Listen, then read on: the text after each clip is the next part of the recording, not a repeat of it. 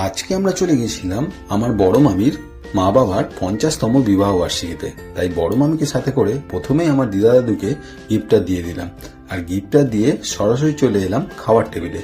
খাবারতে প্রথমেই ছিল বেবি নান, আর তার সাথে ছিল চানা মশলা। অসাধারণ খেতে হয়েছিল, রিয়ার এক্সপ্রেশন দেখে বুঝতে পারছো। তারপরেই চলে এলো আলু পটলের তরকারি। পটল আমি খাই না, কিন্তু রিয়া খেয়ে বললো খুবই ভালো হয়েছে, তাই আমিও জাস্ট একটু ট্রাই করে দেখছিলাম। কিন্তু সত্যি কথা, খেতে খুব সুন্দর হয়েছিল। তারপরে চলে এলো বিরিয়ানি, যার জন্য সবাই অপেক্ষা করেছিল। বিরিয়ানি আর এর সাথে ছিল চিকেন কষা। বিরিয়ানি চিকেন কষা কম্বো তোমরা সবাই জানো সত্যি খুব ভালো লাগে, আর আমারও খেতে ভালো লাগে।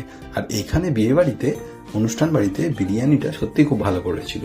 এরপরে চলে এলো চাটনি, আর চাটনির সাথে ছিল পাঁপড়। চাটনি পাঁপড় অ্যাভারেজ, যথারীতি যেরকম লাগে সেরকমই লেগেছে। এরপরে চলে এলো চকলেট রসগোল্লা, আর তার সাথে ছিল আইসক্রিম। আমরা খাওয়াটা এনজয় করি, তোমরা ভালো থেকো, টাটা।